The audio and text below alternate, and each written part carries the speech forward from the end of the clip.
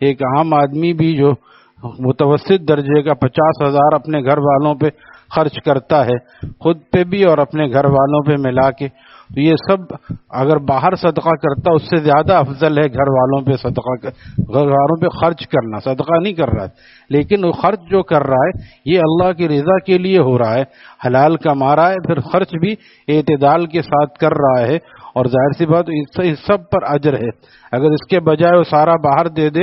اور خود قلاش بیٹھا رہے تو شریعت اس کو منع کرتی. یہ سب چیزیں اجر و ثواب رکھتی ہیں. شوہر کا کمانا اور محنت مزدوری کر کے بیوی بچوں کے لیے انتظام کرنا، اور بیوی کا اس طرح شوہر کی خدمت اور اخلاص کے ساتھ. قاری صاحب کو بتاؤ پنکھے کیوں چل رہے ہیں بلا وجہ، پتہ نہیں کہاں چلے جاتے ہیں فوراً اٹھ کے. اخلاص کے ساتھ شوہر کے گھر کی نگہداشت کرنا، اس کے مال و متاع میں بھی اور اس کی عصمت پہ حفاظت میں بھی اور بچوں میں بھی اس کو دیکھ بھال کرنا، صحیح تربیت کرنا، یہ سب پر اجر ملتا ہے. تو اگر یہ اجر کی نیت ہو جائے تو سارا کام آسان ہو جاتا ہے. تو فرماتے ہیں کہ یہاں عبادت لکھا جاتا ہے، چاہے وہ کھانا پکانا ہو، وہ سب اللہ تعالیٰ کی عبادت لکھا جاتا ہے. چاہے کھانا پکانا ہو، گھر کی دیکھ بھال ہو، یا بچوں کی تربیت ہو، یا شوہر کا خیال ہو، یا شوہر کے ساتھ خوش دلی کی باتیں ہوں، ان سب پر اجر لکھا جا رہا ہے، بشرط یہ کہ نیت درست. اگر نیت درست ہے اور نیت یہ ذرا سی نیت کے فرق سے ہو جاتا ہے، ورنہ وہی آدمی سمجھتا ہے، آج کا جو نوجوان سمجھتا ہے بس بیوی مل جائے گی تو مزے کریں گے. اگر اس کو نکاح کو اور عبادت سمجھ لے تو بیوی بھی ملے گی، مزے بھی ہوں گے، لیکن سب اللہ کی رضا کے اندر ہوگا اور سب پر اجر و ثواب ملے گا. تو صرف یہ نہیں ہے بلکہ ان سب چیزوں کو جہاں شریعت نے اس کا، جو اللہ تعالیٰ نے ہمارے نفوس میں اس کو خواہش بنا کے رکھا ہے، اس سب پر عمل کرنے سے بھی اس پر اجر ملتا ہے.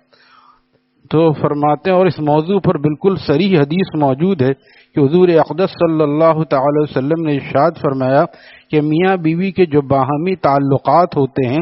اللہ تعالیٰ ان پر بھی اجر عطا فرماتا. باہمی تعلقات کیسے ہوتے ہیں سب جانتے ہیں. صحابہ کرام نے سوال کیا کہ یا رسول اللہ صلی اللہ تعالی علیہ وسلم، وہ تو انسان اپنی نفسانی خواہشات کے ماتحت کرتا ہے، یعنی اس کو خود دل چاہتا ہے وہ کر رہا ہے، مزے لے رہا ہے اور اس کو مزہ آ رہا ہے، اس پر کیا اجر؟ حضور علیہ الصلوۃ والسلام نے ارشاد فرمایا کہ اگر وہ ان نفسانی خواہشات کو ناجائز طریقے سے پورا کرتے تو اس پر گناہ ہوتا یا نہیں؟ اب دیکھیے کتنا عمدہ سوال. اسی کو جیسے وہی حرام کھا رہا ہے تو گناہ گار ہے، وہی حلال کما رہا ہے تو اس کو ثواب مل رہا ہے. وہی اگر ناجائز جگہ پہ جا رہا ہے تو ناجائز جگہ پہ اس کو گناہ کبیرہ حرام، اور وہی جائز طریقے سے نکاح کر کے سنت کی زندگی میں آ گیا، اب اس کو ہر روز جو ہے ثواب مل رہا ہے، روز و شب اس کو ثواب مل رہا ہے. تو آپ نے صحابہ سے یہ سوال کیا، جب صحابہ نے حیرت کا اظہار کیا کہ یہ تو آدمی اپنی خواہش کے لیے کرتا ہے، اس پر اجر و ثواب کیسا؟ آپ نے فرمایا کہ اگر وہ یہ خواہش ناجائز جگہ پوری کرتا، جیسے بہت سے لوگوں کی خواہش ہوتی ہے ہر وقت جدید مزے لینے کی، تو اگر وہاں پوری کرے گا تو ناجائز گناہ، حرام کا گناہ ہوگا اور بہت بڑا گناہ ہے. تو صحابہ کرام نے عرض کیا یا رسول اللہ صلی اللہ علیہ وسلم، ضرور گناہ ہوتا. آپ نے فرمایا تو چونکہ میاں بیوی ناجائز طریقے کو چھوڑ کر جائز طریقے سے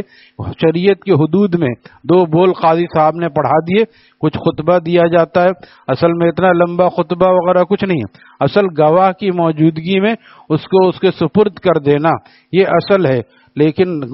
برکت کے لیے خطبہ پڑھا جاتا ہے اور پھر لوگوں کو جمع کیا جاتا ہے تاکہ ایک یہ چیز پروان چڑھے کہ ایک شادی اس طرح ہوتی ہے، چپکے سے شادی نہیں ہوتی بلکہ شادی اس طرح ہوتی ہے، اور اس کے بعد پھر اس زندگی کو نبھائے